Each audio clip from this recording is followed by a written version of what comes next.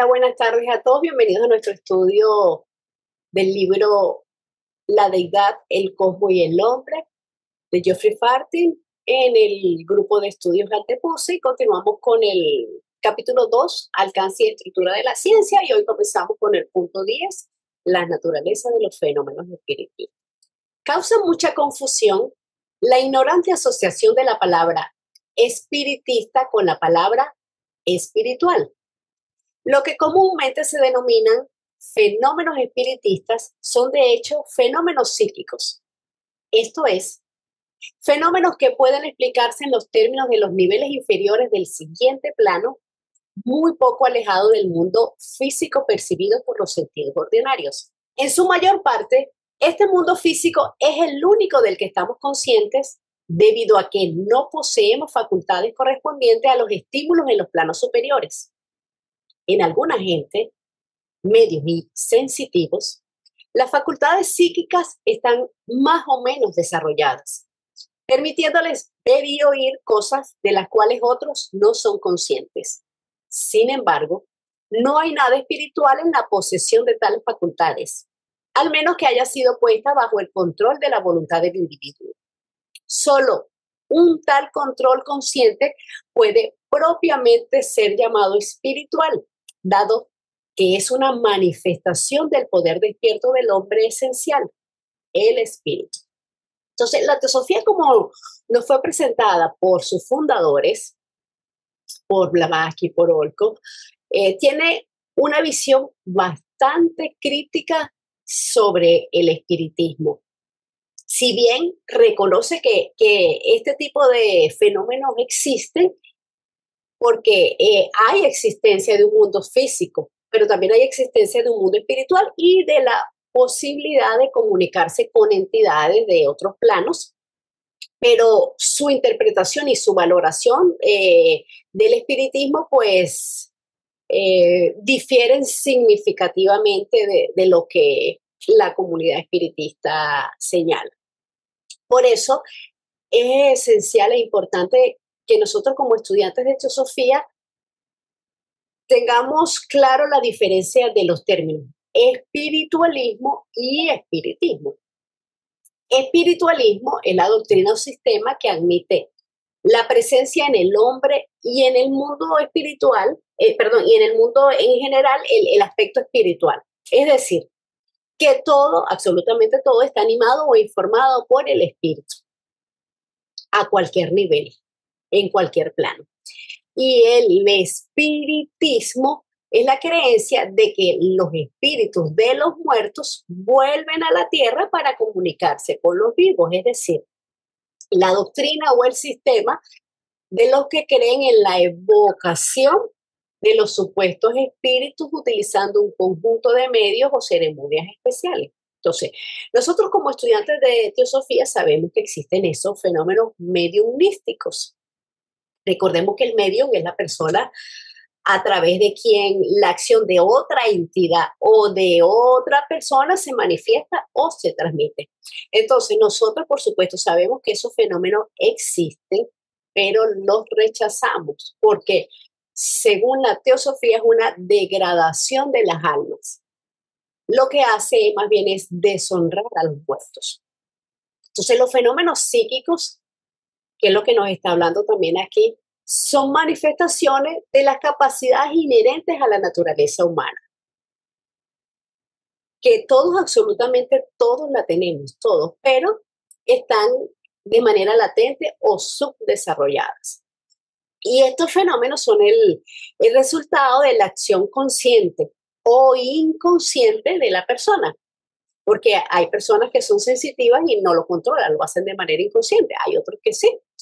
Entonces, también resultan estos fenómenos por la acción de entidades no pertenecientes a la especie humana, pero que viven en la Tierra y que son capaces de manifestar su presencia en algunas ocasiones.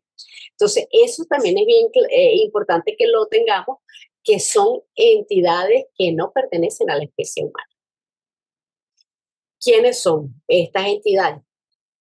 Entre algunos podríamos ser los elementales que comentábamos ahorita o los elementarios. ¿Cuáles son los elementarios? Los cascarones vacíos que quedan después del proceso de la segunda muerte o proceso de gestación, después que ha pasado la muerte del cuerpo físico. Si estos poderes psíquicos están dirigidos por el principio manásico, por supuesto que son de ayuda para el desarrollo. Pero si no está dirigido por este principio manásico, o sea, por manas, son descontrolados y pueden llevar a una destrucción moral. Así que siempre tenemos que buscar inducir todo lo que tengamos, lo que poseemos hacia el bien y hacia la armonía. Ver, María, adelante. Gracias, Caro. Yo lo que quería comentar, bueno, buenas tardes. Hello. Lo que quería comentar es que en realidad este asunto de el espiritismo y lo que nos encontramos en el camino de tratar de tocar esa puerta, pues está referido a todo este asunto del astral, ¿no? En el astral encontramos de todo y normalmente quien no tiene un cuerpo y una mente y un espíritu purificado, pues obviamente se va a topar con lo que tú acabas de decir, ¿no? Entonces, no es que en un momento dado nuestras facultades en nuestro desarrollo nos lo van a permitir, pero no con las connotaciones que hoy en día tienen, ¿no? Que es encontrarnos con, pues esto, con cascarones, con seres que no necesariamente nos van a aportar ningún bien, ¿no? Eso era nada más mi comentario y bueno, va mucho en la línea de lo que tú estabas diciendo. Gracias. Gracias, Bermari, por tu aporte y tu comentario. Sí, así es. Entonces lo que tenemos que buscar es elevar nuestra vibración, porque todo es vibración. Si nosotros vibramos bajo, pues vamos a llegar, el que pueda hacerlo, a un nivel de plano astral bien bajito. Entonces, ¿con qué se va a conseguir allí? Si vibramos alto, vamos a quedar a un nivel, por lo menos del medio hacia arriba. Y vamos a conseguirnos con habitantes con un poquito más alta de vibración, porque todos los planos tienen sus propios habitantes, acorde a su materia y acorde a su plano. Entonces, por eso pasa lo que estás comentando. ¿Con quién te consigues? Gracias, Bermari, por tu comentario. Tengo un comentario, Carolina. Por adelante. Mira, a grandes rasgos, vamos a imaginar una persona que no ha tenido una inclinación del estudio de filosofía o quizá religión, de espiritualidad, allá por el siglo XIX, o todavía, y se entera que en determinado lugar se reúnen los médiums o como se llamen, y resulta que tiene la evidencia de que escuchó la voz de su abuelita que ya falleció. Entonces, él podría confundirse e imaginar que en esas reuniones se podría encontrar un mayor significado de la existencia. O sea, como quien dice, pues no se murió mi abuelita porque yo la oí. Bueno, entonces, hasta ahí me quedo yo con la idea de cómo personas con ausencia de conocimiento tienen ese anhelo, ese acercamiento. Este acercamiento, pues yo no lo he tenido ni lo pienso tener, pero de lo poquito que he escuchado o leído, estas personas, los espiritistas, ninguna vez hablan de los 7 cuerpos, del karma, de todo lo que venimos estudiando, porque se quedan solamente en el escenario astral, nuestro segundo cuerpo. Ahí es donde hacen y deshacen y mueven. No conocen prana, manas inferior, superior. Y es mi comentario. O sea, 2 cosas. Uno, que la gente por desconocimiento se puede acercar a esto. Y 2, estas personas no conocen la profundidad del estudio científico de la espiritualidad. Es mi comentario, Carolina. Gracias, Arturo, sí, muy apropiado. Por eso también es importante que nosotros conozcamos los procesos post-mortem, conozcamos, como dijiste, la constitución centenaria del hombre, que tenemos otros principios y qué pasa con cada principio cuando muere el cuerpo físico. Viene un proceso, no es que quedó ahí esa alma, quedó ahí ese espíritu y se va a querer comunicar con todo. Sí puede existir esa comunicación, sobre todo se dice en las primeras horas, dice que no sé, hasta 72 horas o algo así, esa persona, si se comunica con alguien, de repente escuchaste no sé qué más, lo más probable es que sí sea esa persona, porque se presenta en su Mayavirrupa. El Mayavirrupa es el cuerpo creado a través de Kriya Shakti, es una creación mental. Entonces, es tanto el deseo que tiene esa persona o de despedirse o de comunicarse, que hasta las 72 horas es muy probable que sí sea esa persona, que sea esa alma del que acaba de desencarnar. Pero luego es muy difícil, pasa mucho porque siempre hay las excepciones. Hay los procesos normales, pero hay sí, y entre esos sí, entre esas excepciones están los suicidas, los accidentados. Ellos tienen un proceso diferente, porque de una manera u otra terminó su vida física antes del tiempo que tenía destinado a vivir. Entonces, esa persona tiene que cumplir todos esos años que le faltaban, años, meses o días, en ese plano astral. ¿A qué nivel? Bueno, al que le da su vibración. Entonces, ellos son generalmente los que son más atraídos a estas sesiones mediumísticas. Por supuesto, también están los elementarios, los cascarones y los elementales, que también se sirven de los elementarios para hacer manifestaciones y para poseer de alguna manera, decirlo de alguna manera, a ese medio, o es la persona que entrega su cuerpo para que otra entidad actúe en él. Pero sí, exacto. Muchísimas gracias, Arturo, por tu... Sí, gracias. Carolina. Sí, y es una pena. Carolina. Ajá, disculpa ya. Y es una pena porque, como dicen muchas personas, por ignorancia, por querer tener una despedida con su ser querido o porque quiere que le entreguen alguna información, acude a esto. Nosotros tenemos que tener cuidado. María Jesús, adelante, Hugo. Gracias, Carolina. Bueno, yo quería comentar que, de acuerdo a lo que yo he estudiado, en la segunda mitad del siglo XIX se descubrió el planeta Neptuno, y fue la influencia de Neptuno la que originó la aparición de sociedades espirituales y el espiritismo propiamente. Hubo una fiebre de espiritismo en Europa y en Estados Unidos, pero eran fraudes. En la mayoría de los casos eran fraudes. En estudios en el siglo XX en universidades en Estados Unidos han reproducido la forma en que hacían esos fraudes en las sesiones espiritistas, con termómetros, con cámaras infrarrojas, con un control total, pero siguiendo el mismo procedimiento como lo hacían en aquellas épocas. Entonces se determinó que es una sugestión que se produce en los participantes, y están convencidos de que bajó la temperatura, de que realmente hubo fenómenos paranormales, pero era debido a la sugestión. Ahora, Madame Blavatsky, cuando llegó a Estados Unidos, se dedicó principalmente, en primer lugar, a la investigación de fenómenos espiritistas por instrucciones de los Mahatmas. Y es así que se encontró con el coronel Olcott. En el Collected Writings tomo 1 está narrado cómo se conocieron en la granja de los Eddies, que era un lugar famoso donde hacían sesiones espiritistas, pero eran fraudes. Pero Madame Blavatsky tenía las facultades para hacer realmente materializaciones de espíritus y recibió una instrucción para que terminaran de hacer esos fraudes.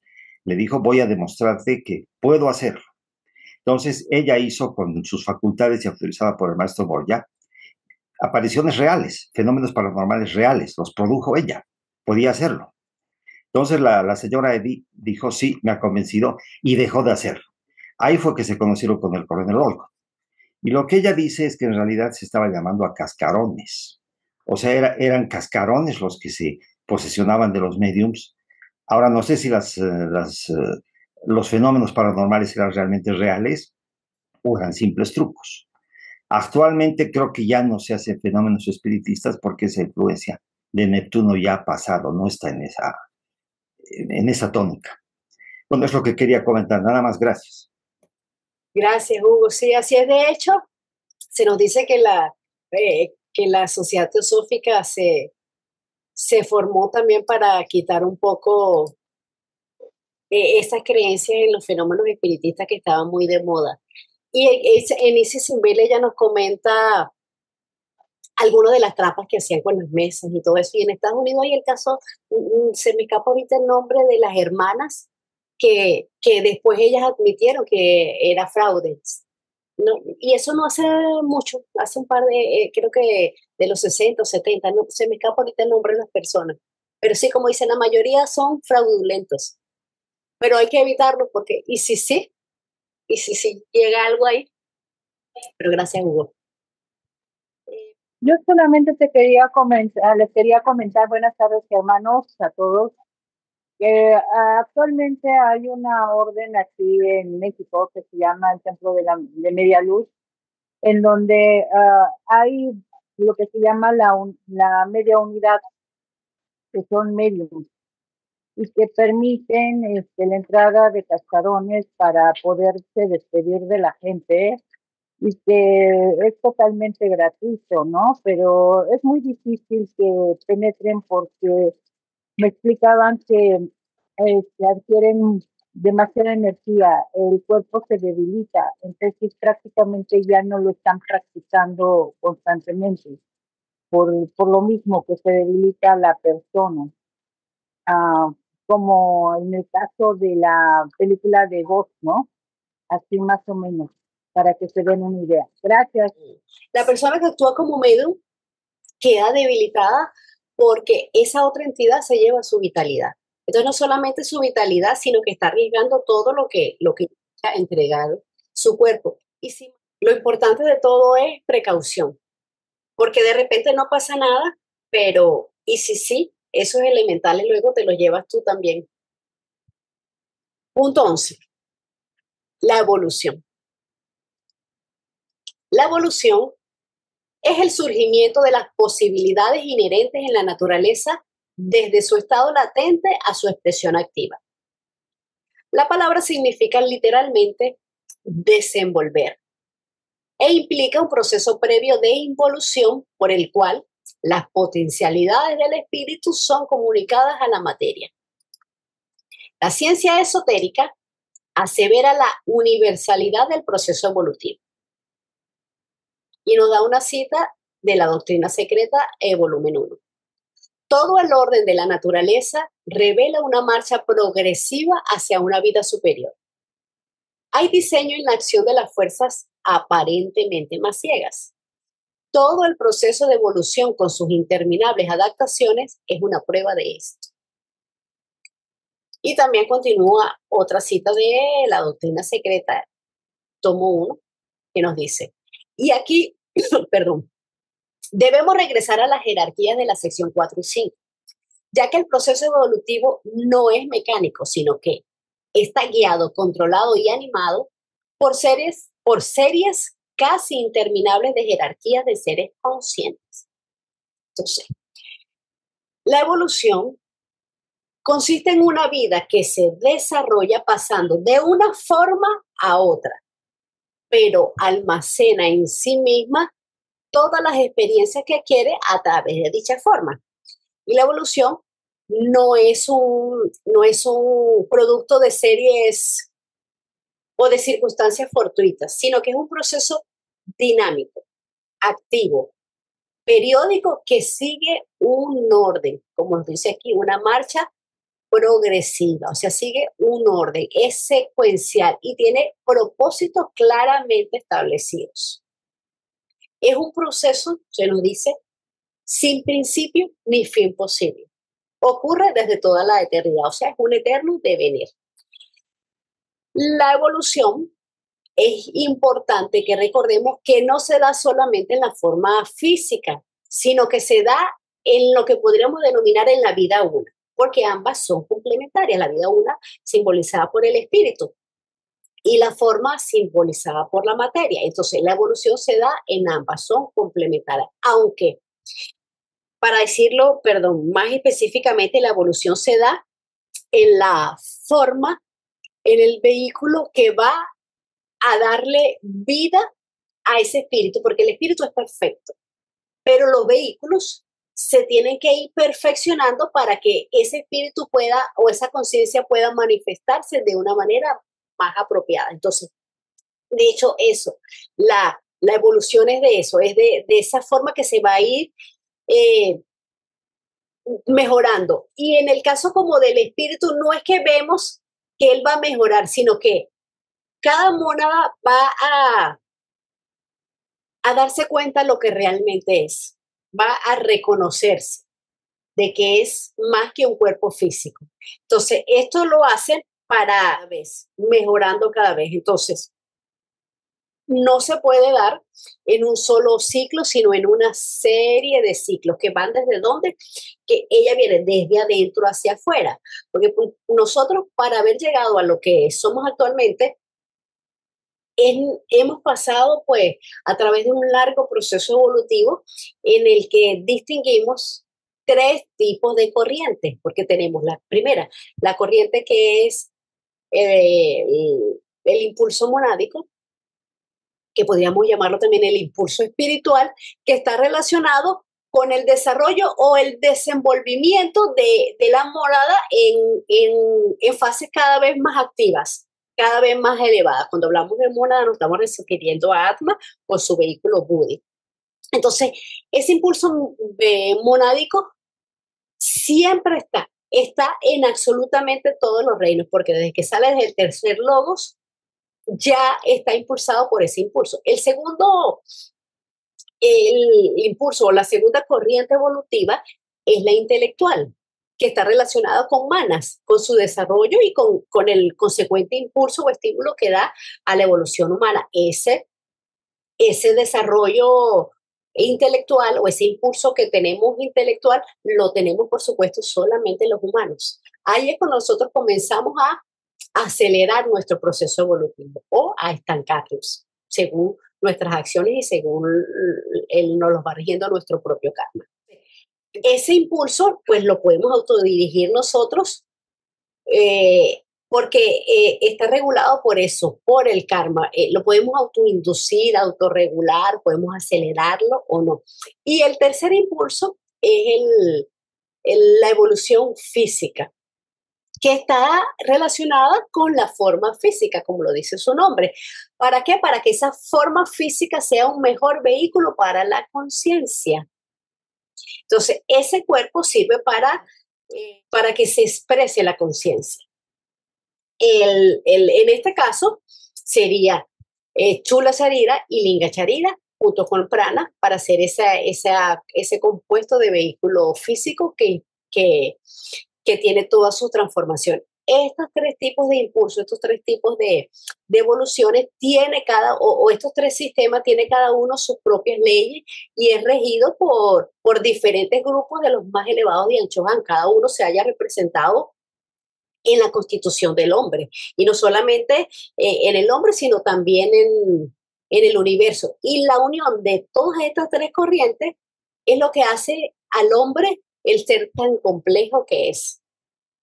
Sí, claro, cuando acá se dice de que el proceso evolutivo está guiado, controlado y animado por una jerarquía de seres, entonces en ese caso, digamos, ¿cuánto es lo que maneja esta jerarquía de seres y cuánto es lo que nosotros debemos trabajar al respecto para la evolución? Ok. Cuando se nos dice que guiado, controlado y animado por seres casi interminables jerarquía, nos habla de absolutamente todos los reinos, no solamente del reino humano. Por lo menos, cuando se va a formar una rosa, el Dian Chohan piensa en la rosa y le da las instrucciones al elemental y es el que la construye, y así va pasando por todos los procesos evolutivos. Cuando piensa en un cuarzo, él lo piensa, saca el arquetipo y el elemental lo forma, y así van guiando todo. Ese instinto que tienen los animales o las mismas matas, que si tiene el sol para acá, entonces ellas se tuercen. Todo eso es guiado por una inteligencia que son los Dianchohanes. Ahora, en el caso de nosotros como humanos, podemos acelerar el proceso a través de nuestras acciones, pensamientos y emociones, o podemos estancarlo. Va a ir regido por nuestro karma. Los Diane Chohan siempre están presentes, ellos siempre están mandando energías positivas, ellos siempre están haciendo su trabajo, pero no pueden influir en el karma de las personas, ni siquiera en el karma, por supuesto, colectivo, de humanidad. Ellos trabajan simplemente por el bien común y por el bien de la armonía sin cambiar el karma. Pueden hacerlo, pero no lo hacen porque no está entre sus deberes hacer eso. Incluso Blavatsky nos habla de que la labor y el trabajo de los maestros, solo los maestros pueden conocerlo, porque es inmenso lo que hacen por nosotros. Entonces, sí estamos guiados, sí es controlado y animado por seres casi interminables, pero depende de nosotros, porque nadie nos puede inyectar conciencia. El esfuerzo tiene que ser de nosotros. Nadie puede venir aquí a inyectarle conciencia, a elevarte de nivel, no. Nadie puede hacerlo. Y lo más importante también de todo esto, de estas tres corrientes evolutivas, es que nosotros que ya estamos en la etapa humana, ¿cuál es nuestra próxima aspiración? Nuestra próxima aspiración es ser un Dianchohan, entrar al reino dianchohánico, que es ser un hombre perfecto. Pero para ser un hombre perfecto, nosotros tenemos que equilibrar esas tres corrientes evolutivas. ¿Por qué? Nosotros tenemos que tener la salud de la parte física, tenemos que tener forma, tenemos que tener una organización saludable. Tenemos que ser perfectos intelectualmente y tenemos que ser perfectos espiritualmente para ser un hombre perfecto en este plano físico, porque la perfección, como sabemos, no existe porque siempre hay niveles evolutivos. Entonces, por eso es que hay que tener todos los esquemas de evolución suficientemente representados en un equilibrio perfecto para convertirnos en un hombre perfecto en el plano físico, en un Dianchohan, en un adepto, porque tenemos que ser un hombre absolutamente sano, lleno de vitalidad. Porque si alguien es sano, tiene vitalidad, pero tiene deficiencia en la parte intelectual, ¿qué es? Es un animal, no es un hombre, porque no tiene inteligencia. Ahora, si hay un hombre que es perfectamente espiritual, esto está unas vibraciones altísimas, pero tiene un cuerpo débil, está enfermo, no es un hombre completo, es un espíritu que está aprisionado en una cárcel, como que mirando desde la ventana. Ahora, si un hombre está perfectamente sano y es intelectualmente bien desarrollado, pero no tiene conciencia espiritual, ¿qué es? Nos dice Blavatsky que es un cascarón vacío, porque ahí no hay conciencia. Porque hay un cuerpo físico y hay una inteligencia, entonces ahí es cuando viene la astucia y viene el egoísmo, las cosas no tan buenas. Entonces por eso estas capacidades tienen que estar presentes de manera que produzcan un equilibrio para que nosotros logremos ser un hombre perfecto en este plano físico, porque no va a ser en los otros planos altos. Ya existirán otro tipo de perfecciones en esos niveles, pero por lo menos en este. Claro, sí. A la pregunta de Juan Carlos, yo podría contestar que todo lo que tú has dicho, esa evolución guiada, controlada y animada por seres casi interminables de jerarquías, comprende absolutamente todo, ¿no? Los reinos elementales, animal, vegetal, mineral, humano. Y yo entiendo que la duración, tal como pregunta, correspondería a la duración de la cadena planetaria. En este caso, de nuestra cadena planetaria Tierra, equivale a un kalpa, o sea, un día de Brahma. Y eso es 4.320 millones de años. Eso es lo que duraría todo ese proceso de evolución, desde el principio hasta su final. 4.320 millones de años. Nada más, gracias. Gracias, Hugo. Pero es importante que no olvidemos que hay evoluciones artificiales. Pasa como o se están creando elementos químicos en laboratorio, es un tipo de proceso de evolución artificial. Es lo que está pasando con la fruta, con los vegetales. Eso por decirlo de alguna manera en la parte física. También hay evoluciones artificiales en la parte espiritual, como el psiquismo que puede ser ver cosas, mover cosas, etcétera, todo lo que está relacionado a lo que comentábamos anteriormente, a la fenomenología, que no implica una evolución espiritual. Eso sería, según lo que yo entiendo, también parte de una evolución artificial. Es como todo lo que se usa ahora para madurar una fruta. No la dejan todo el tiempo el que requiere en la mata, sino que la bajan verde y después por otros procesos, etcétera, etcétera, o las hacen en laboratorio para que, por ahí vi la otra vez que hay unos mangos que ya no traen semillas, son hechos completamente en laboratorio, es lo que está pasando con el trigo, con el maíz, etcétera, etcétera. Entonces son otro tipo de evoluciones que a pesar de que son físicas, son artificiales y así funciona en los 3 niveles. Hay que tener también cuidado con eso. Rondas y razas. Este tema es complicado. La doctrina secreta en su introducción nos dice que algunas doctrinas como las cadenas planetarias y como las 7 razas suministran una guía segura para el descubrimiento de la sextuple naturaleza del hombre. Porque cada principio del hombre está relacionado con un plano, que un plano es un campo o una esfera de acción determinada, está relacionado con un planeta, está relacionado con una raza, lo que proporciona, nos dice Blavatsky en la doctrina secreta en la introducción, una guía segura para descubrir poderes ocultos tremendos, y que con nuestros estados mentales pues implicaría ejercer una hechicería y una magia negra de alto nivel, de la peor especie, nos dice, porque no estamos preparados para recibir ciertas verdades ocultas como esta.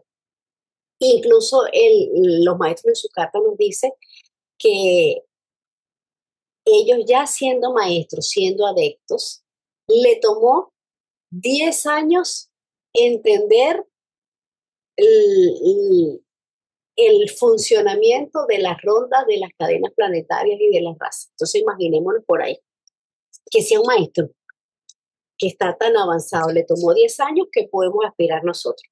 No quiere decir que no lo tengamos que estudiar, porque tenemos que tratar de entender las cosas, tenemos que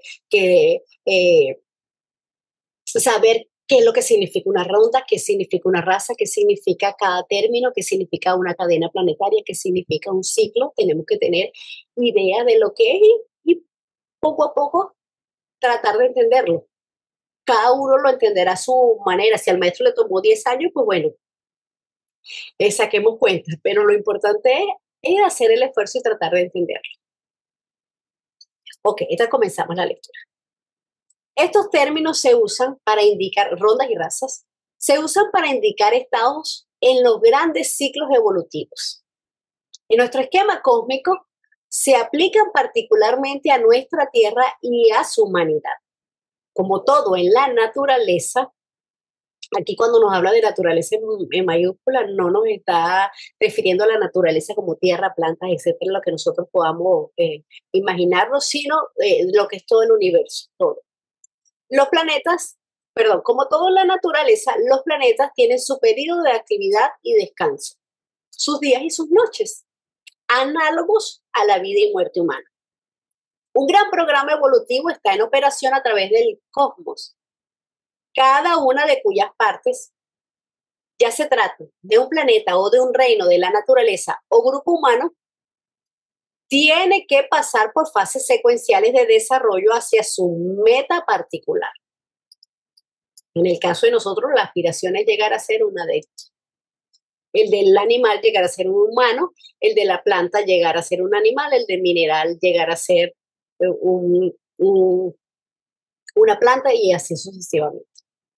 En el estudio del programa para la humanidad, será importante notar que el término raza indica una etapa en la evolución de la humanidad. Ella se aplica al desarrollo de las facultades mentales y psíquicas, Lo mismo que a las características físicas superficiales, tales como el color de la piel o el tipo de cabello. Ok. Entonces, los términos ronda y raza se refieren a etapas de desarrollo de nuestra Tierra y de todos los seres que en ella habitamos, absolutamente todos. Y un ciclo se refiere a un periodo que tiene X duración. O sea, el ciclo es el que marca el principio y el fin de un acontecimiento. O sea, que es el movimiento de cualquier ser. Entonces, la existencia se manifiesta en muchos ciclos cósmicos. Inmensos ciclos cósmicos ¿de qué? De creación, preservación, decadencia y disolución. Entonces se nos habla que existen manvántaras o ciclos de eso, de nacimiento y desarrollo del universo hasta su muerte o descanso, donde hay una disolución de todo lo que existe, hay un recogimiento. Después de cada disolución o pralaya, comienza la construcción de un nuevo universo, resultado de quién? De su predecesor. Entonces, de la misma manera que nosotros como hombres tenemos un sistema de herencia para nuestros principios internos que continúan de una vida a otra, o sea, perdón, de una vida, llamémoslo como una encarnación a otra, transfiriéndonos, ¿qué? Transfiriéndonos los skandhas, que los skandhas son los atributos que la personalidad vieja le hereda a la nueva. Entonces, cuando nosotros encarnamos, existe ese nivel de herencia de principios internos, ¿verdad? Porque continúa la vida. Esos skandhas son a nivel físico, a nivel psíquico y a nivel mental.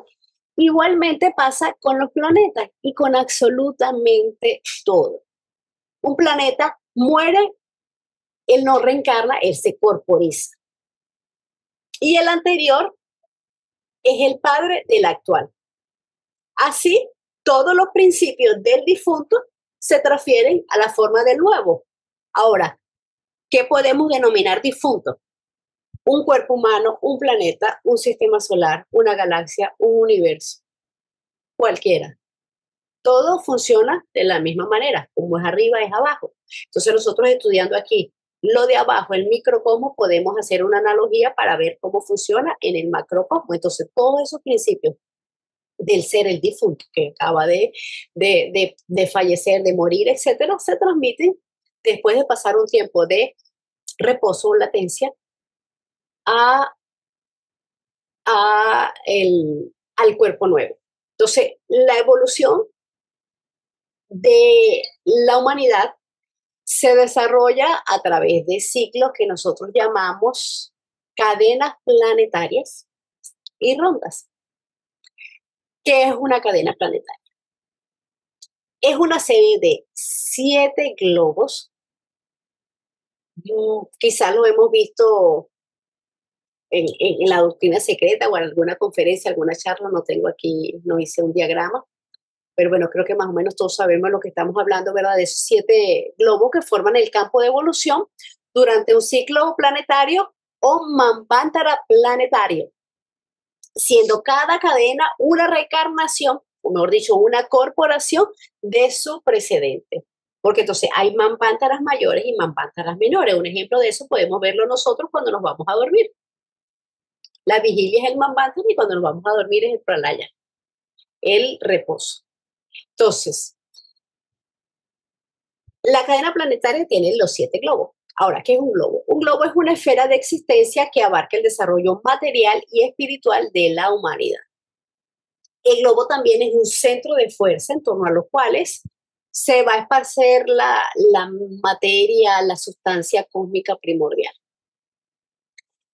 Se nos habla de 7 globos porque todo en el universo es septenario, tanto en lo físico como en lo metafísico, por lo que cada globo tiene su compañero, exceptuando el cuarto globo, el de que es donde estamos nosotros, que se nos dice que es el globo del equilibrio, porque no poseen ningún globo hermano, que esté en el mismo plano de él eso, en el mismo nivel. Y por eso se dice que forma la balanza, que es el equilibrio. Ahora, una ronda. Una ronda es el circuito que se va a través de los 7 globos. El paso de la vida a través del globo A, B, C, D, E, F, G, o sea, a través de los 7. Y lleva consigo que el desenvolvimiento de cada ser que está desarrollándose ahí. Se nos habla que puede haber cambios completamente completos en cuanto a constitución física, a constitución psíquica y a constitución mental y espiritual del hombre. Siempre, por supuesto, en una escala ascendente, siempre hacia mejor, porque en la evolución no existe retroceso. Ni hay retrocesos, ni hay apuros, ni hay atajos.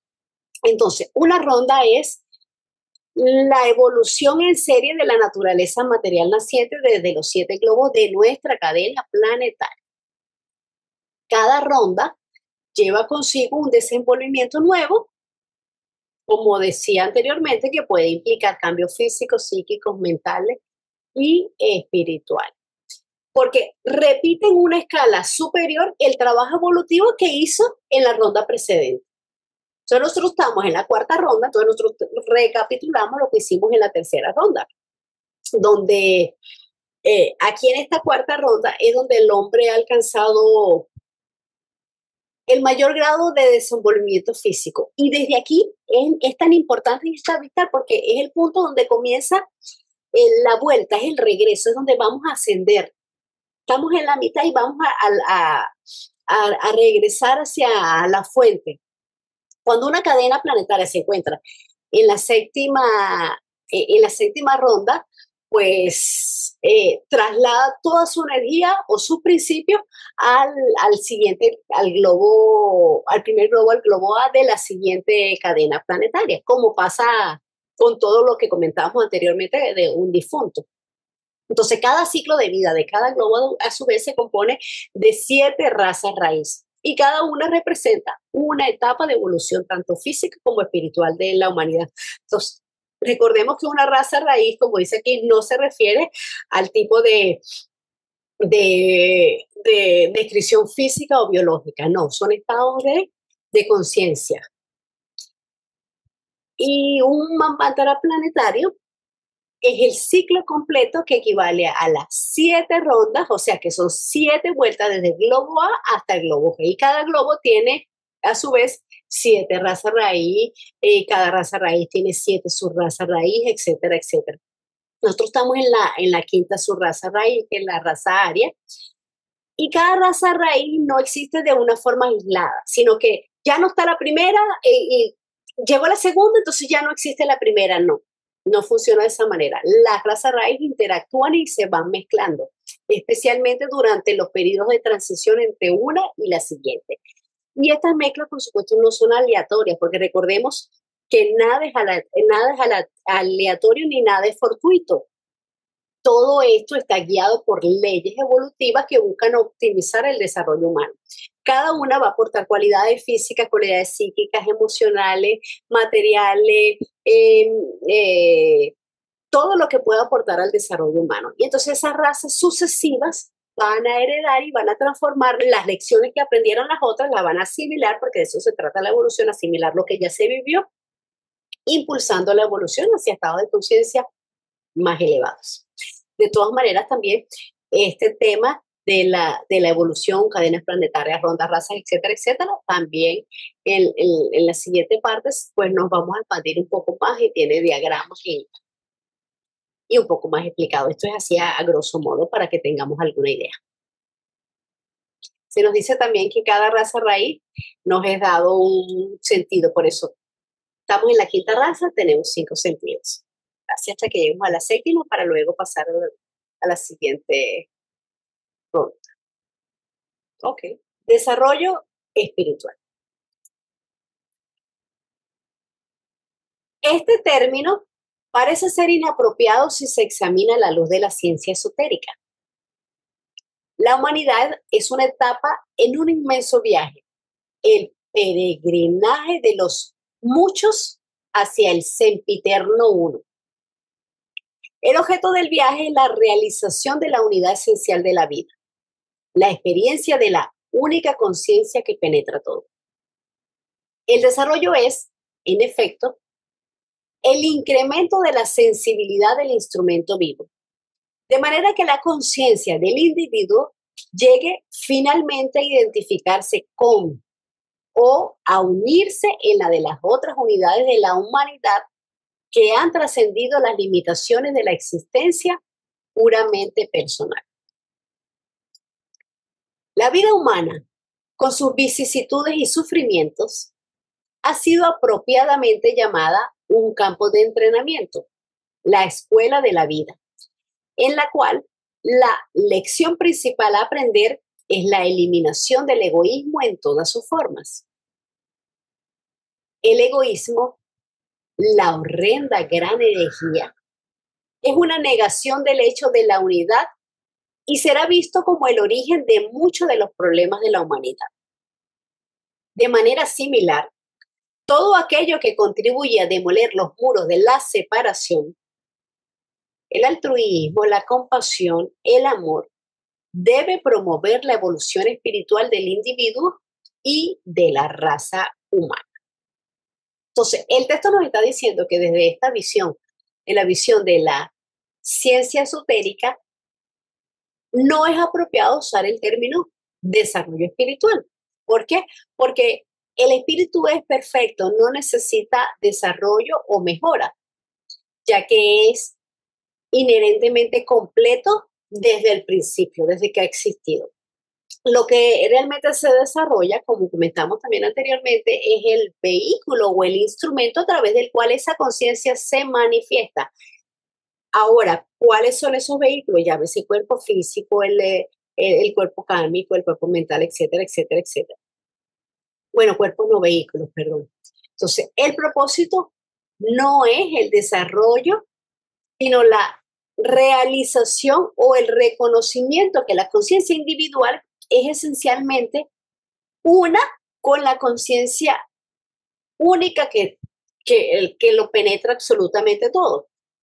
Por lo tanto, el desarrollo es más bien como un proceso de refinamiento de los vehículos para que la luz del espíritu pueda actuar en ese vehículo. Y cuando se nos habla de el sempiterno uno, es una idea central que se refiere a la realidad última, a la realidad trascendente y manifestada de la cual emana absolutamente todo lo que existe. Es la fuente de todo ser, de la conciencia absoluta que subyace pues a la totalidad absoluta del cosmos. Entonces, cuando nos habla aquí de la vida humana, se está refiriendo a la vida física, que como nos dice el texto es una escuela. El objetivo se da, el objetivo y el desarrollo se da gracias a ¿qué? A las limitaciones y a las restricciones que representa un cuerpo físico con nuestros 5 sentidos. Entonces, se nos dice que aquí, en este cuerpo físico es donde va a germinar la semilla.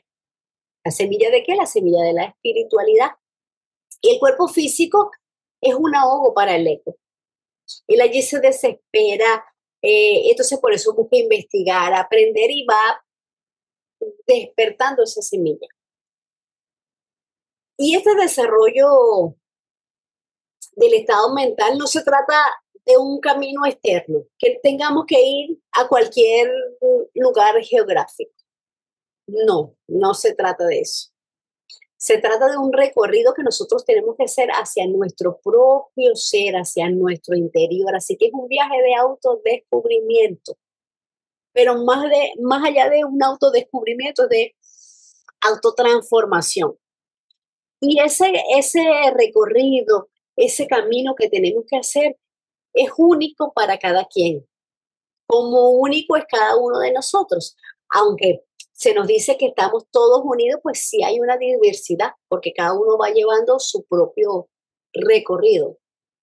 Entonces, cada uno lo hace con las herramientas que tiene, a su ritmo, a su paso. Y ese recorrido nos llevará eventualmente hacia la esencia misma de nuestro ser. pero no hay apuro. De repente lo que le funciona a una persona no me funciona a mí, lo que me funciona a mí no le funciona a otro. La idea es ir mejorando, trabajemos en las virtudes. Todos los avatares que han venido nos los han dicho. Tratar de ser mejores personas, trabajar en las virtudes, para así poder eliminar esa horrenda gran herejía que es el egoísmo. Por eso tenemos que estudiar, para dejar de ser ignorante. Una persona que es ignorante es egoísta. Cuando uno se entera de temas trascendentales, va teniendo una expansión, que no somos solo este cuerpo físico, que no estamos solos, que todos estamos unidos, que todos somos hermanos, que todo el mundo tiene su espacio, que podemos colaborar, que debemos luchar por la armonía. Bueno, luchar no sería como la palabra adecuada, deberíamos fomentar la armonía, trabajar en función de la armonía de todo y de todos. Entonces, esa es la meta evolutiva del ego, que se logra ¿cómo? A través de la purificación de la personalidad, mediante el control total de los vehículos que componen a esa personalidad. Fácil no, muy difícil y complicado, pero eventualmente el ego va a triunfar. Se va a ir desarrollando gracias a ¿qué? Al desarrollo del poder de la voluntad. Vamos a ir mejorando en inteligencia, en intuición y en la capacidad de amar impersonalmente, adquirir y mejorar las virtudes que tengamos, porque es muy fácil amar a mi mamá, a mi papá, a mis hijos, amar a los que me quieren. Pero ¿dónde está la tolerancia? Claro, tampoco es que tenemos que dejar que los demás abusen de nosotros, no, porque hay que saber cuándo apartarse. Pero sí hay que tratar de buscar la armonía, de ser mejores personas. Y cada uno lleva su proceso por sí mismo.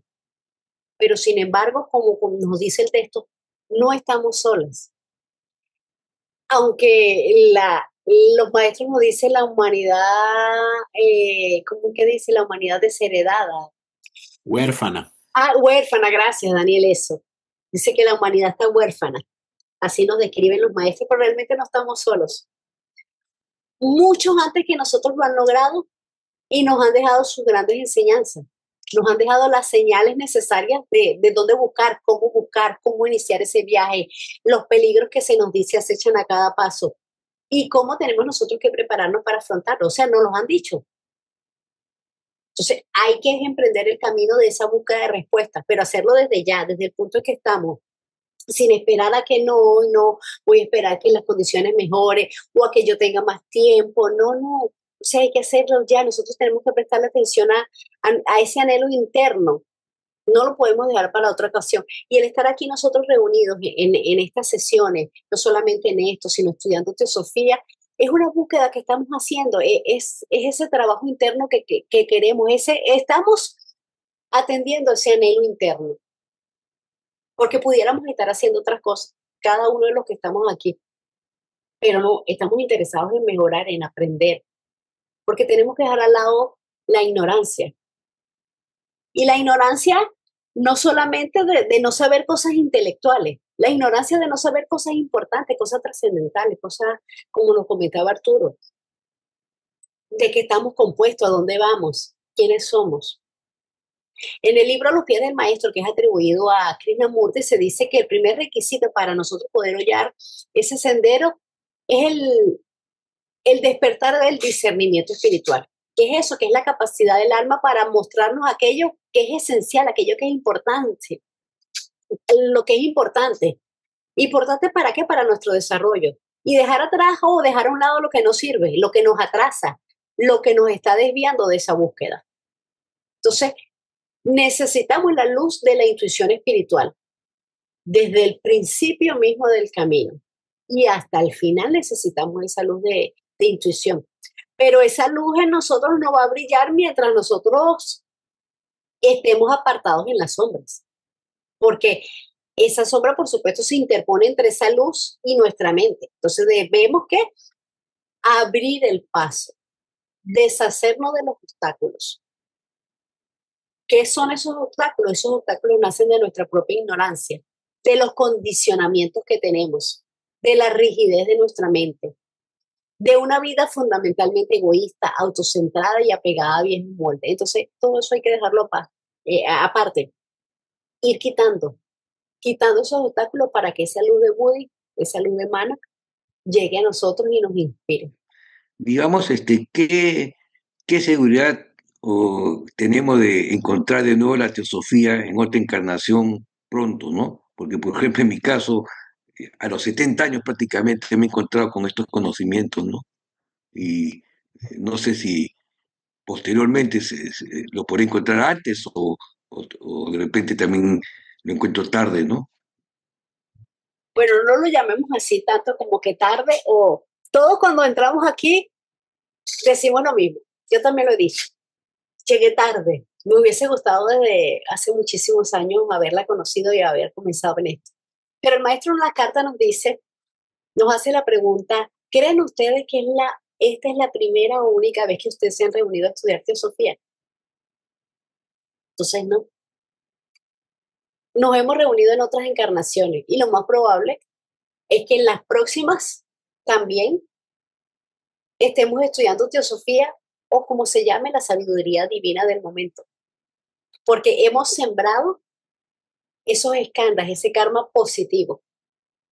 Y entonces va a irnos acercando a cosas que nos ayuden a nuestro desarrollo espiritual. Que en ese momento, si se llama teosofía, seguramente no los vamos a conseguir. Nos vamos a conseguir maestros o guías en el camino. Quizás no un maestro, perdón que usé el término, no un maestro como un adepto, sino un maestro de cualquiera de nosotros, cualquier humano que nos va a guiar. Por eso usé el término maestro. No quiere decir que esté iluminado, quizás sí, quizás no sabemos. Que podemos tener un maestro encarnado y no lo sabemos. Quizás no, pero hay personas que nos sirven de guía, que nos impulsa, que te están mostrando, por aquí se puede, por aquí vengo yo, puedes venir también. Y nos va iluminando, nos va abriendo ese camino también. Yo tengo la certeza de que así va a ser, de que en las próximas encarnaciones nos vamos a conseguir también con la teosofía. Y al igual que tú, confío en que va a ser un poco antes, con menos años. Pero igual lo importante es dar el primer paso, no importa dónde estemos ahora, es empezarlo. Y en las próximas encarnaciones, seguramente cuando veas cualquier cosa, enseguida clic, haces el clic y ya lo vas a entender, porque ya lo traes. Así que seguramente que sí. Podemos tener la confianza de que sí con las palabras del maestro, pero miren, porque es para todo. A un hermano, hablando en una conferencia un día, dijo que lo que uno debe hacer cuando ya uno ha conseguido este estudio, cualquier otro, ¿no?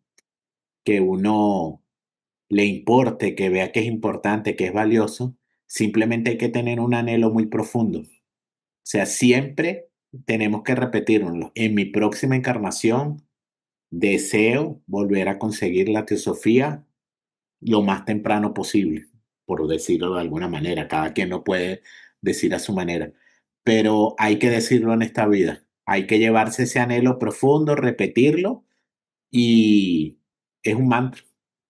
Es un mantra y así va a suceder. Entonces, el detalle fue la recomendación que ese hermano nos dio en esa oportunidad. Creo, no me acuerdo si fue alguien que le hizo una pregunta o él lo trajo a colación, pero es un hermano bien, bien estudioso y nos lo dijo de esa manera. El trabajo es nosotros mismos. O sea, llevarnos ese anhelo de volver a conseguir la teosofía en la siguiente encarnación. 14. La religión. También un tema álgido. Se han usado diversos términos para referirse a la tradición esotérica o teosofía. Ella es la ciencia esotérica, la sabiduría antigua, la doctrina secreta y la religión de sabiduría. Pero al utilizar este último término se debe tener cuidado de no ver en ello a una religión comparable al hinduismo, al budismo, cristianismo o a cualquier otra de las religiones del hombre. La religión de sabiduría es la fuente de todas ellas y el estudio de las similitudes entre sus tradiciones, formas y doctrinas mostrará que en lo esencial ellas deben de proceder de un origen común. Uno de los objetivos que se trazó la señora Blavatsky en la doctrina secreta es particularmente relevante y tiene una cita de la doctrina secreta en el tomo 1 que dice: rescatar de la degradación las verdades arcaicas que están a la base de todas las religiones y descubrir hasta cierto punto la unidad fundamental de la que todas ellas brotan. El estado actual de la religión, en el que se perpetúan formas, ignorando las verdades que representan, muestran la necesidad de una amplia diseminación de la ciencia esotérica para lograr el objetivo arriba planteado. Las religiones son sistemas de creencias determinadas por comportamientos, por prácticas que relacionan a la humanidad con elementos místicos o con elementos espirituales. Se nos dice que la palabra religión proviene de la palabra religare, que quiere decir unir. Pero a mí también me pareció interesante en la traducción que le dio Cicerón, que fue un filósofo romano que vivió en el año 43 a.C., él le da otra definición. Él decía que el origen de la palabra religión no era religare, sino relegare, o sea, en lugar de la I llevaba una E, que significa releer. Porque según él, desde el comienzo de las civilizaciones, los sabios releen las escrituras sagradas y en cada encarnación se lee, se relee y se reflexiona sobre las obras de que el buen karma nos da a obtener. Entonces, por eso él le da una otra connotación de que es releer, o sea, es volver a estudiar, a volver a ver lo que ya habíamos visto. La mayoría de las religiones que nosotros conocemos o las más populares incitan a una fe ciega, a creerle algo a alguien. Y ese alguien generalmente es una persona de autoridad. Muchas de estas religiones creen en un Dios personal que posee atributos propios de una persona, propios de cualquier hombre. Entonces, nos hablan de un Dios que tiene atributos de hombre, pero también a la vez nos dicen que Dios es omnipotente, o sea, que Dios todo lo puede, que es omnisciente, que todo lo sabe y que además de todo eso permite el mal, permite los dolores y permite el sufrimiento. Ese es el Dios que nos habla la mayoría de las religiones. La creencia en un Dios antropomórfico, en imágenes que convierten a la humanidad ¿en qué? En esclavos del pequeño número de los que engañan bajo la falsa apariencia de salvarla. Porque el hombre está muchísimas veces más de lo que nos gustaría dispuesto a cometer cualquier clase de crimen, de atrocidad, si se le dice que su Dios se lo exige. Y entonces se vuelve una víctima voluntaria de un Dios ilusorio, de un Dios, un esclavo de qué? De astutos ministros, de astutos dirigentes y supuestos representantes de Dios en la tierra. La mayoría también de estas religiones pues son ortodoxas. ¿Qué hacen? Nos crean trincheras. No nos dejen salir de esas trincheras. Limitan la libertad de pensamiento. ¿Por qué? Porque está subordinada a enseñanzas y a creencias que se consideran inmutables, que se consideran definitivas. Aunque, por supuesto, hay algunas de esas religiones que van abriendo caminos, pero los dirigentes las corrompen. Entonces, yo pienso que más bien la palabra Dios fue creada para denominar la causa desconocida de aquellos efectos que no podemos dar explicación, o que hemos admirado o temido, o que simplemente no comprendemos, no entendemos. De hecho, Blavatsky argumentaba que las religiones establecidas, principalmente se dirigía ella hacia el cristianismo, a la que hacía la crítica más amplia, había distorsionado las verdades espirituales originales a través de dogmas rígidos, de interpretaciones literales y de rituales totalmente vacíos. Ella nos decía también que la mayoría de ellas tenían un clero materializado, dogmatizado y con demasiada frecuencia corrompida. Las grandes religiones en guerra, discordia en lugar de unión, dogmas sin prueba, sed de placeres y riqueza. Y lamentablemente, poco de eso ha cambiado. Lo dijo ella y parece que estuviera describiendo las religiones de hoy en día. Claro, ella también dijo que puede aprenderse mucho de la simbología de las religiones, especialmente de la egipcia y de la hindú, porque solamente la clave de esa simbología tiene ciencias ocultas, pero también tiene sus custodios. La rigidez de esos dogmas son los que impiden la evolución espiritual y la comprensión de verdades universales. Quizás todos en algún momento o en alguna encarnación hemos necesitado las religiones, porque las religiones son una muleta, son un bastón que representa un apoyo. Pero tenemos que aprender a caminar solitos. Hay que dejarlas. Pero también hay que tomar en cuenta lo que nos dijo Blavatsky, que hay libertad de pensamiento y nadie tiene derecho a inmiscuirse ni a juzgar las creencias privadas. Las religiones pueden abrirnos caminos, pero sus dirigentes generalmente las corrompen. Y la mayoría de todas esas religiones tienen alguna enseñanza. Todas tienen algo que mostrar, pero suele ser muy poco específico o es incompleta. Y a menudo hasta resulta inconveniente, especialmente para aquellos que tienen una mente inquisitiva. Entre algunos de los propósitos o los objetivos principales de la creación también o la fundación de la Sociedad Teosófica fue promover una síntesis de religión, de ciencia y de filosofía para recuperar ese saber espiritual profundo que las tradiciones esotéricas del mundo habían preservado a lo largo de los años. Entonces, esas verdades se habían perdido, bueno, todavía perdidas, se han distorsionado. Y la misión es volver a restaurarlas, a divulgarlas. Aunque Blavatsky y los maestros dicen que solo pudieron entregar una parte de ese conocimiento esotérico porque la humanidad está parcialmente preparada para recibirlo. Pero es necesario combatir el materialismo, el fanatismo, sobre todo eso, el fanatismo, y paralelamente a ese sembrar las bases de una fraternidad universal. Ellos también buscaban pues preparar a las almas receptivas a esa evolución consciente. Por eso es lo importante de la teosofía, que también es una ciencia porque nos abre caminos, pero es una filosofía porque resuelve de manera racional y satisfactoria enigmas de la vida. Y es una religión porque ayuda a la persona a unirse consigo misma y con todo, que es la base, por eso dice allí, es la base de todas las religiones. Y usa la filosofía como puente entre la ciencia y la religión. Entonces, la teosofía no busca retratarnos una verdad, sino que ella nos induce a que nosotros mismos la consigamos, la descubramos. Y busca una verdad relativamente, podríamos decir, sin dogmas, porque en todo hay dogmas, unos más fuertes o más robustos.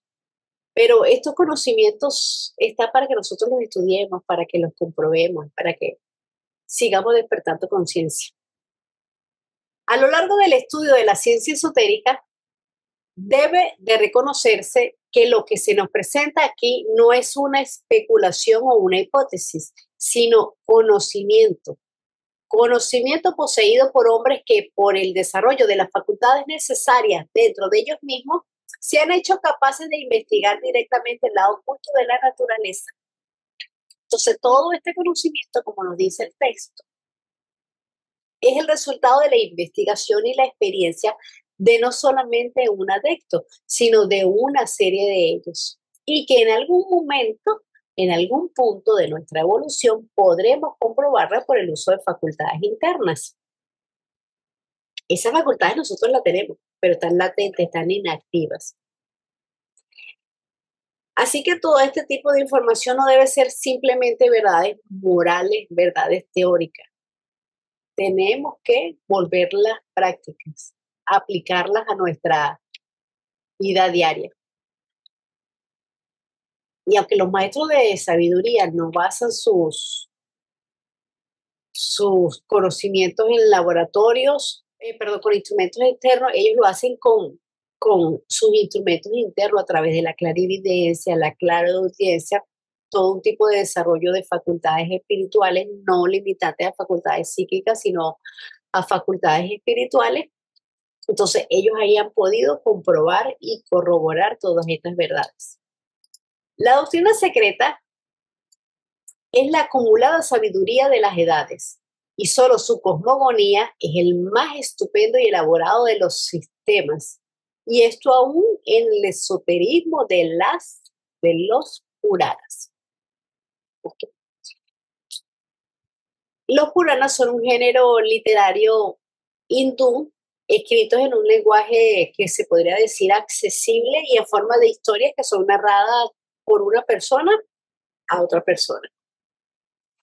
A pesar de que tiene una naturaleza narrativa y aparentemente sencilla, pues tienen un conocimiento sumamente profundo en cuanto a esoterismo y a simbolismo oculto. Y quizás pueden verse o entenderse a un nivel superficial para la educación quizás tan moral o devocional de las masas, del grueso de la humanidad, pues también tiene capas de significados que requieren una interpretación más profunda para el aspirante espiritual o para un estudioso que esté avanzado. Y Purana pues viene del sánscrito, quiere decir antiguo o viejo. Entonces es un género, por supuesto, de literatura sagrada. A diferencia de los Vedas, que son textos más antiguos y de naturaleza más esotérica, los Puranas están escritos en un lenguaje más accesible. Por eso se decía que podía ser para todo el mundo. Cada uno lo iba a entender según su nivel de conciencia. Pero tal es el poder del simbolismo oculto que los hechos que han efectivamente ocupado a incontables generaciones de videntes, iniciados y profetas para reunir, enunciar y explicar en las desconcertantes series del progreso evolutivo, están todos asentados en unas pocas páginas de signos geométricos y glifos. La relampagueante mirada de esos videntes ha penetrado en el mismísimo meollo de la materia y registrado allí el alma de las cosas, donde un profano ordinario, no obstante lo erudito, no habría percibido sino el trabajo exterior de la forma. Pero la ciencia moderna no cree en el alma de las cosas y por ello rechazará todo el sistema de la cosmogonía antigua. Es inútil decir que el sistema en cuestión no es el capricho de uno o de varios individuos aislados, que es el registro ininterrumpido que cubre miles de generaciones de videntes cuyas respectivas experiencias sirvieron para probar y verificar las tradiciones pasadas oralmente de una raza antigua a otra, de las enseñanzas de seres más elevados y exaltados que velaban durante la infancia de la humanidad, que por largas edades los sabios de la quinta raza, de la estirpe salvada y rescatada del ocultismo, del último cataclismo y cambio de los continentes, habían pasado sus vidas aprendiendo, no enseñando. ¿Cómo hicieron esto? Se nos responde que corroborando, probando y verificando en todo departamento de la naturaleza las tradiciones de antaño por las visiones independientes de grandes adeptos. Esto es, hombres que han desarrollado y perfeccionado sus organizaciones física, mental, psíquica y espiritual al máximo grado posible. Ninguna visión de un solo adepto fue aceptada hasta que estuviese corroborada y confirmada por las visiones, así obtenidas como para mantenerse como evidencias independientes de otros adeptos y por siglos de experiencia. Y eso nos lo dice en la doctrina secreta. Entonces, Lo que nos está diciendo que esta información es de carácter sagrado y para seres de estado de conciencia muy elevados. Y siempre está rodeada de símbolos, pero no de símbolos como una representación, sino como una clave, una puerta hacia realidades más profundas y verdades esotéricas. Los símbolos son un método para conservar un conocimiento trascendental, porque una figura puede revelar y puede ocultar al mismo tiempo. Se considera que los símbolos poseen una vida y una energía que es capaz de despertar ideas y fuerzas latentes en la conciencia del observador. Entonces, así que para el que sabe, el símbolo es evidente y a la vez es un velo para el que no sabe, para las personas egoístas o para las personas que no estamos preparadas para no recibir ese conocimiento y así no se degraden esas cosas espirituales. ¿Qué es una degradación de esas cosas espirituales? La idolatría, el fanatismo, para que no se profanen o no se malinterpreten todos estos conocimientos, todas estas enseñanzas. Los símbolos son herramientas para codificar y para transmitir conocimiento espiritual y sobre todo conocimiento metafísico que no puede expresarse fácilmente con palabras. Por eso se dice que son el lenguaje de los misterios. Y el contacto sincero con la filosofía esotérica, pero la filosofía esotérica auténtica, constituye una oportunidad, pero inmensa. Y aprovecharla, pues, es algo que requiere paciencia y una visión a largo plazo. Y no solamente a largo plazo en esta vida, en todas, como decía Juan Carlos, en todas. Y hay algunas cosas también que algunas personas comentan, que esta enseñanza que está mal explicada, que es muy difícil, que es muy complicada.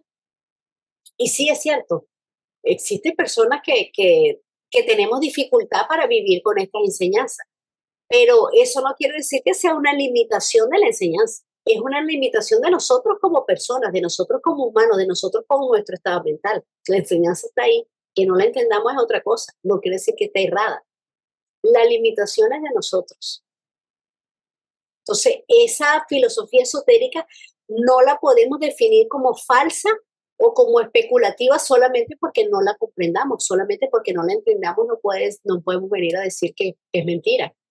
Entonces, esta información que sea medianamente entendida, pues debe ennoblecer nuestra alma y debe ser una guía para que nosotros seamos mejores personas, porque el conocimiento nos otorga luz, pero también nos otorga responsabilidades. Y como comentan aquí también, pues los maestros de sabiduría, los sabios de la quinta raza, usan métodos internos y métodos espirituales. Como comentamos también ahorita, la clarividencia, la claraudiencia, pero no esa clarividencia ordinaria, a menudo imprecisa, sino una clarividencia espiritual que es entrenada, que está controlada, que permite percibir realidades de planos de existencia muy sutiles, que escapan, por supuesto, a los sentidos físicos. Eso les permite a ellos ver las causas sutiles y verla, como nos dice el alma de las cosas, y las verdades sutiles, las causas sutiles que existen detrás de todos los fenómenos físicos. Ver la aura, los registros acásicos, etc.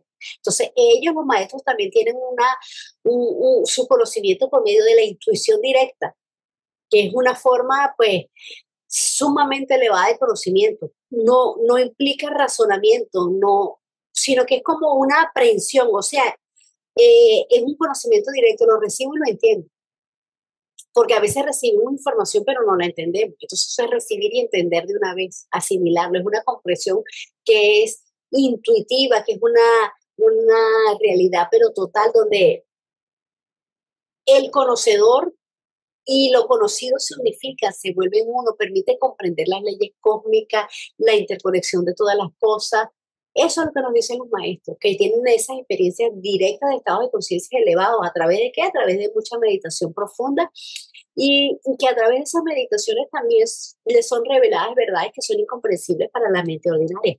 Ojo, una verdadera meditación, no cualquiera que nos puedan decir por ahí. Mucha gente dice que medita y ni siquiera sabe lo que es realmente una meditación o una contemplación. Y disculpa si alguno se ofende. Porque muchas personas critican este tipo de estudios, ¿no? Este tipo de filosofía, que es falsa, que los maestros o adeptos que entregaron esto no existen, que en el caso de la teosofía, que Blavatsky era una impostora, que era una estafadora, mentirosa, o sea, cantidad de cosas le han dicho, ¿no? Pero, ¿qué pasa con todas estas personas que critican? Así critican este tipo de enseñanzas modernas, pero estudian mitologías, filosofía antigua. ¿Y qué es lo que está diciendo Blavatsky? Lo mismo que dijeron los antiguos. Entonces vemos cómo en las universidades estudian filosofía, mitología, culturas, religiones antiguas. Entonces, académicamente lo estudian, pero denigran este tipo de información, ¿verdad? Porque no es una información académica. Por otro lado, hablan igualito. Los maestros, nosotros no podemos comprobar lo que dicen los maestros, lo que entrega la teosofía, la sabiduría antigua, no tenemos forma de comprobarlo. Ah, bueno, perfecto, no tenemos forma. Eso tienen toda la razón del mundo. No podemos comprobarlo en la etapa evolutiva, como lo dijo Carolina ahorita. Pero nos vamos a las religiones dogmáticas. ¿Quién puede comprobar la existencia del Dios? ¿Quién puede comprobar la existencia de un santo, de una virgen, de tantas cosas que cree el dogma, ¿verdad? ¿Quién lo puede comprobar? ¿Quién ha visto a Dios dentro de alguna religión cualquiera? ¿Quién ha visto al Creador? ¿Quién ha estado en presencia de un ángel? ¿Quién puede corroborar que existe? ¿Quién puede corroborar que la forma como las religiones expresan la creación del universo o la creación del hombre es la correcta, es la verdadera? O sea, nada más veamos la religión cristiana. El hombre lo hicieron de barro, de una costilla sacaron la mujer. O sea, suena eso más ilógico que lo que explica la teosofía o cualquier religión o cualquier filosofía antigua. Entonces, bueno, simplemente son criticadores de oficio. ¿Por qué? Porque hay detrás de ellos una estructura que simplemente tiene que decir lo nuestro es lo verdadero, lo demás es todo falso. Viene el otro caso de la ciencia. Pregúntense nada más la ciencia. Ah, hay muchos avances, muchos descubrimientos, perfecto. Pero la ciencia tiene la explicación de cómo se originó la vida. No la tiene. ¿Tiene la explicación de cómo se originó el universo? No la tiene. Tiene hipótesis. Entonces la ciencia se puede decir que tiene lo mismo que tiene la teosofía o la sabiduría divina, que para nosotros son hipótesis, aunque nos dicen que son verdades, pero son hipótesis los de la ciencia. Después, la ciencia tiene más preguntas que respuestas.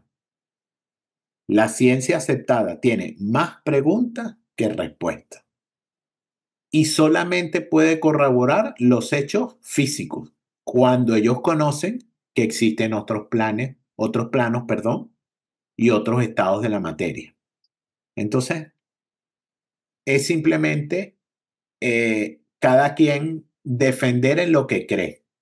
Entonces, la conclusión a que yo puedo llegar de este conocimiento oculto, como lo llamamos, es qué nos dice nuestro corazón, qué nos dice nuestra inteligencia interna, a qué nos dice. Y yo creo que todos los que estamos aquí y tenemos un poquito de creencia en estas cosas, lo creemos por lo que nos dice nuestro corazón, porque no lo podemos comprobar.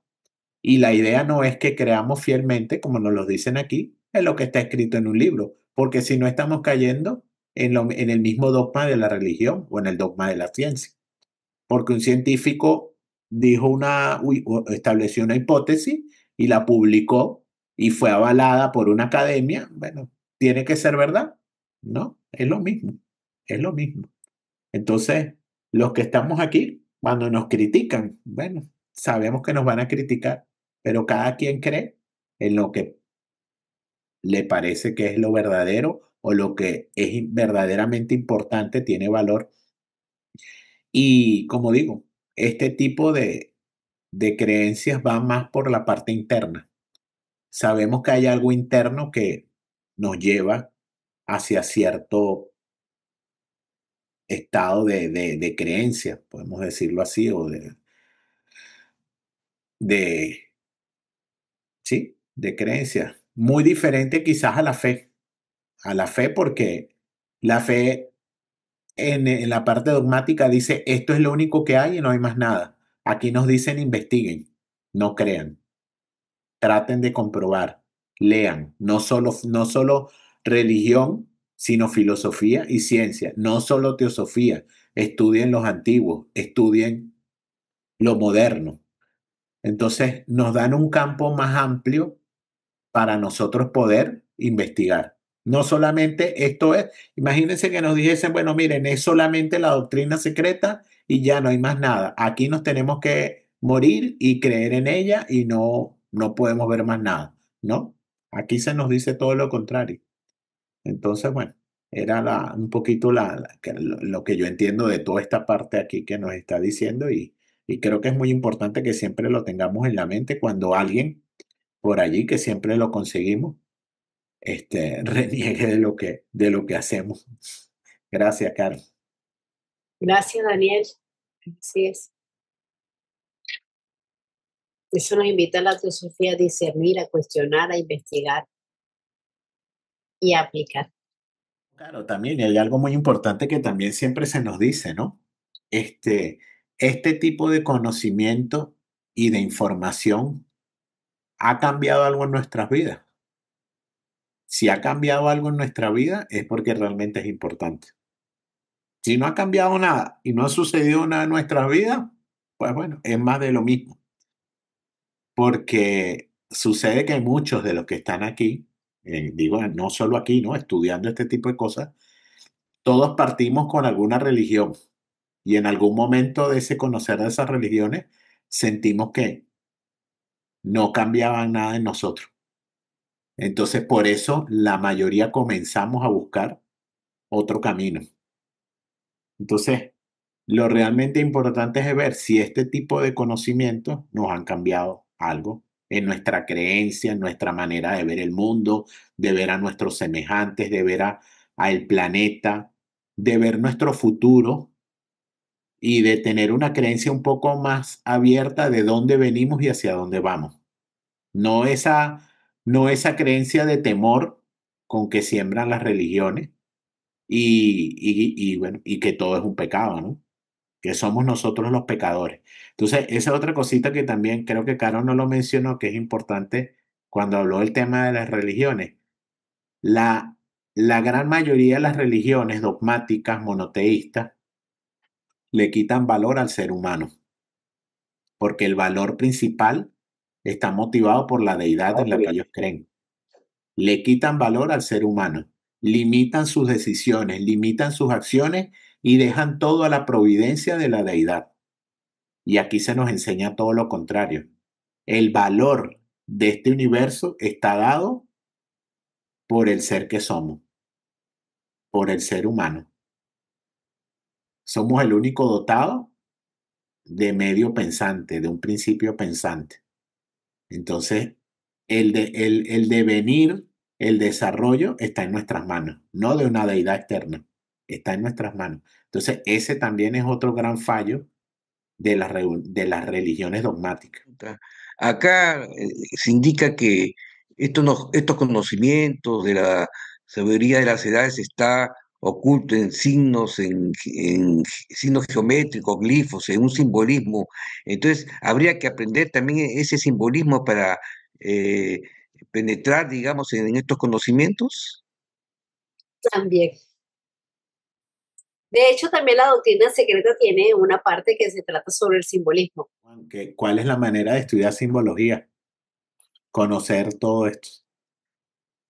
Cuando tú tienes, o sea, la simbología, creo que lo hablábamos ayer. El símbolo realmente contiene todo esto que está escrito aquí, pero en un solo símbolo.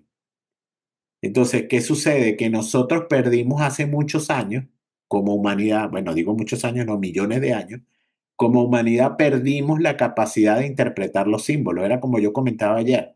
La humanidad anteriormente no tenía escritura, no tenía palabras, se expresaba a través de símbolos. Lo vemos en las grandes cavernas. Esa gente no tenía un sistema de escritura ni tenía un código fonético. ¿Tenían qué? Imágenes, símbolos. A través de símbolos se expresaban. Entonces, más adelante esos símbolos fueron dejados con toda la información de la cosmogonía, de la genealogía humana, de todo, está expresado en símbolos. Simplemente perdimos la capacidad de interpretarlo. ¿Y qué sucede con un símbolo también? Que creo que ayer no lo dijimos. El símbolo trae una remembranza de algo que ya conocemos. Quizás no lo sabemos, pero el símbolo nos va a traer ese conocimiento que está oculto en nosotros al ver el símbolo. ¿No les ha pasado que a veces ustedes van a algo y les recuerda algo, sin saber ustedes que lo han estudiado, que lo han visto, pero de una vez lo relacionan con algo? Bueno, es lo mismo que existe hoy en día también cuando vamos en la carretera. Vemos un símbolo y sabemos lo que significa. O sea, el poder del símbolo es grandísimo, pero es algo que está innato en nosotros como humanidad. Simplemente que hemos perdido la forma de interpretar y ver los símbolos. Entonces, ¿de qué nos ayuda todos estos libros y todo este conocimiento que se nos ha dado? De tener eso en nuestras manos para poder interpretar los símbolos. Miren, eso a medida que vamos estudiando, no solo teosofía, podemos estudiar cualquier filosofía, mitología, libros sagrados, todo lo que tengamos en nuestras manos que poder, como llaman ellos, antiguo, sabiduría de las edades, sabiduría arcaica. Está todo escrito. Y cuando vemos un símbolo, empezamos a recordar de todo lo que hemos visto, todo lo que hemos leído. O sea, estamos en el paso contrario. Vamos al revés. La escritura nos ayuda ahora a interpretar los símbolos cuando antes eran. Entendamos que, claro, también esos símbolos fueron creados a partir de la palabra.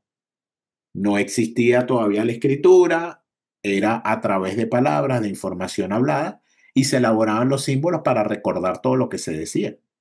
Entonces nuestro trabajo hoy es volver a descubrir esos símbolos, todo lo que nos están diciendo. Y un símbolo contiene muchísima información, muchísima información. Yo lo comentaba ayer, estudien el símbolo, el emblema de la Sociedad Teosófica. Relaciónenlo con la doctrina secreta, con cosmogénesis, y ustedes verán todo lo que tiene el símbolo. Simplemente que no conocemos cuál es el significado de la serpiente que se muerde la cola que está en el emblema de la Sociedad Teosófica. Sabemos que se llama el Euroboro, que significa, el significado es profundo y tiene muchas interpretaciones. Pero junten todos los símbolos del emblema de la Sociedad Teosófica y verán lo que significa el emblema de la Sociedad Teosófica, lo que nos quiere mostrar. Entonces no necesitamos leer la doctrina secreta para entender la cosmogonía si conocemos todo el símbolo. Está todo, está todo. Está todo en 7 pasos. En 7 pasos, en 7 símbolos está toda la cosmogonía del universo y del ser humano.